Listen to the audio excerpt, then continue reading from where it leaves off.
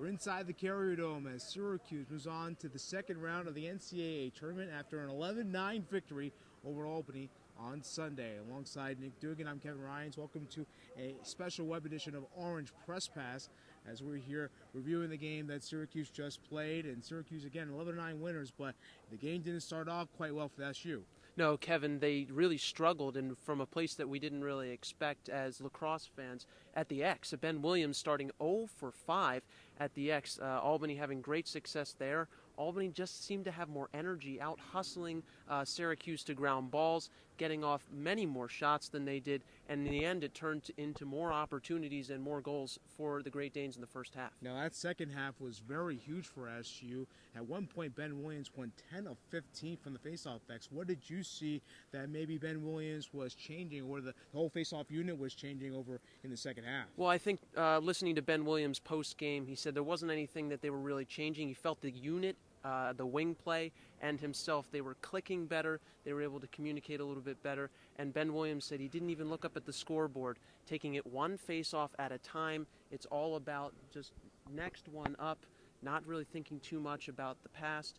And the SU was able to really put the past out of their mind and race out to a second-half victory over Albany. Now, one thing a lot of people aren't going to talk about is the play of Evan Malloy. Malloy was spectacular throughout the entire game and ended up having 12 saves on the night. Was really an X factor for SU in this ball game. Can you explain to me what happened? Because in the first half, he was giving up a lot of goals, but that second half, he really, was standing on his head. I think Sergio Salcido said it best when he said everyone was just a little bit high-strung, nervous for this environment, for the playoff game, and Evan Malloy definitely showed signs of that. A couple of miscues on the clears, turnovers caused goals for Albany.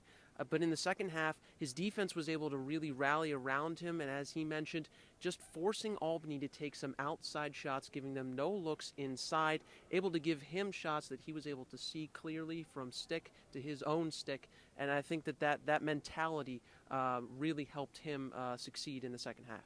Syracuse wins 11-9 over Albany. Let's hear what Coach John Desko had to say after the game.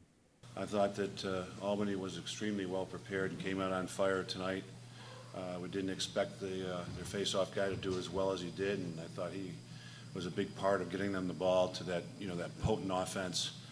They created some transition. I think defensively they played very aggressively too, and did some things that we didn't really expect.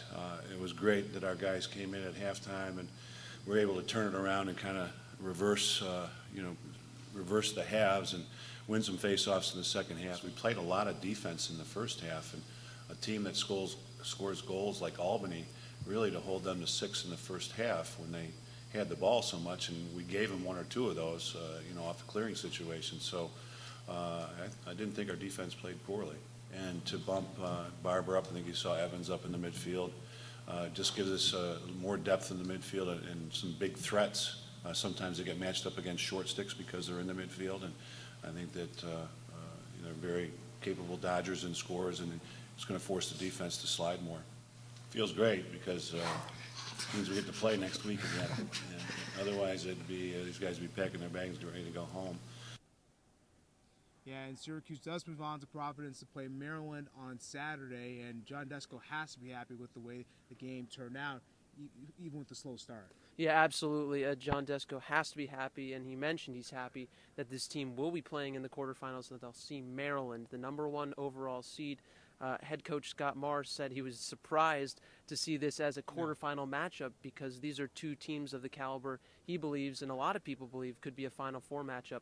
And it's certainly going to be a Final Four test for Syracuse. Their goalkeeping doesn't get any easier. Stingy in Kyle Bangalore for Maryland, and the offense for Maryland also able to do kind of what SU did tonight, score from multiple positions. They have multiple midfielders and attackmen that are able to be a threat on the offensive end, so definitely a tough matchup coming on Saturday for Syracuse. And you mentioned Final Four matchup. You got to think of all the different upsets this weekend, including #2 Denver going down over to Towson.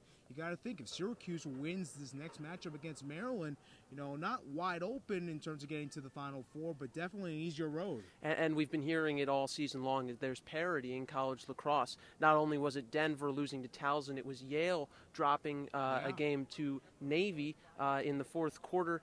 And Navy was maybe a team that people questioned, would they be in the tournament, would they be out? Maybe the committee admitted the last team that made it into the field, defeating the number 4 seeded Bulldogs.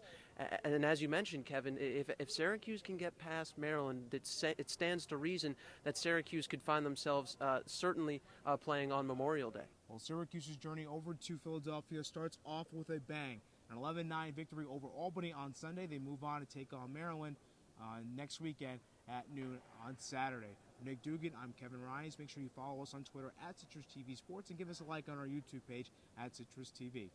Have a great night, Syracuse.